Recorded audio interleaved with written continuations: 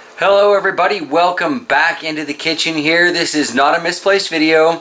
I thought I'd start this week's indoor garden update with some good news, which would be that the windowsill garden is finally under control when it comes to those sap-sucking little aphids. So let's take a look at those and we'll discuss basically what I've been doing there. And yeah, then we'll head upstairs. So all of these plants are doing much better. Here's the yellow fatale.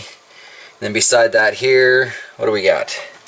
The caramel moruga scorpion, my nicest caramel moruga scorpion I might add. And we've got a Trinidad scorpion red beside that. And there are still a few of those little sapsuckers on here, but you'll notice the numbers are greatly reduced. And the plant is looking pretty healthy, regardless of what the cat says at my feet. Here we've got the Brazilian ghost. Might be something interesting going on in the top of that. I haven't quite decided yet. The red moruga scorpion here on the outside. But I have been just washing these plants off in the kitchen sink every 3 days or so, and it has made a huge difference to the overall health of the plants. Now it's a lot easier with these larger plants than it is with, say, the seedlings upstairs and or the giant transplants upstairs, but based on a couple of suggestions from a few of my viewers, there's a plan. And that plan is a lawn and garden sprayer from the co-op. Yes, this was 25 bucks. No, I'm not putting neem oil or any kind of anything in there, just water. But I think this is going to do the trick for me.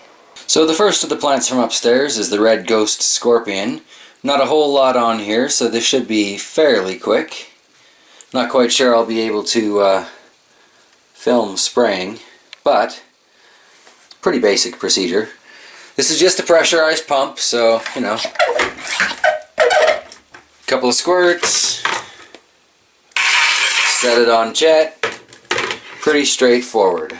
Now that it's all pretty much washed off, it's still a little drippy, looks a little weak. They take a bit of punishment from that, but a lot less of those bugs on there. So, next plant. And because there are so darn many of these plants, I am going to save you the step-by-step on it, and we'll check back on them in a little bit. Here you can sort of see in front of that, I have very little access to that bottom shelf because of all these plants that I brought in. Most of them seem to be doing really well so far. This red Thai chili seems to be doing quite well. What is this here? I've already forgotten what that is. This is the St. Thomas Bane, that's what that is. And there's no real signs of wilting or anything going on there. So that's exciting. Here we've got the sand dollar, which of course is the one that's giving me the most grief because it's the one I wanted the most. And I haven't cut it back or anything. So I really need to get on that. Then buried underneath it there we've got the Scotch bonnet. It's an awful lot of flower starts and fruit starts on that thing, so I'm very hopeful with that. In the back here we've got the red demon that we brought in. Looking good.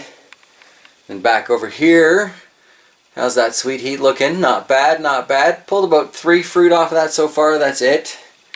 And here's the Kung Pao. Now this thing looked wilty even in the garden, but I'm thinking it's been a long day and I need to give this a good watering. But look at all those red peppers in there. Oh yeah. Maybe I'll get a Kung Pao chili sauce going next time.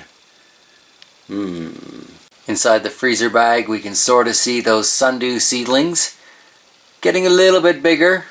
Not much, but a little. Slow and steady, right? I think this poor little blue will be the next one I wash off here. Definitely needing some love. Got lots of peppers on there. Starting to get some real good color. Try and get some footage of this. It is a pretty straightforward process. I'm not too worried about flooding out the pepper plant. This one's a little on the dry side anyway. But yeah, I'm trying to hit every leaf I can, every pepper I can. Then I'll spin it and hit it again. And hopefully, in a few days we'll get this as clean as the ones downstairs in the windowsill. Now it seems to me that looks a darn sight better. So I've got to go through here and get all the rest of these poor pepper plants. But like I said, I'm going to spare you the individuals on that. We'll take a look at a few of them as we go through here.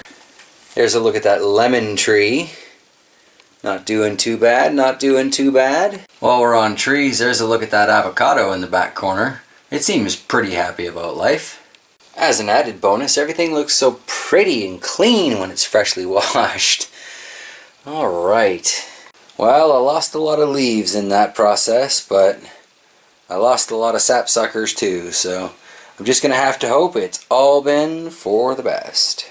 And that's about where I'm going to wrap it up for this particular week. I'm really hoping that next week we'll see a dramatic improvement in the plants.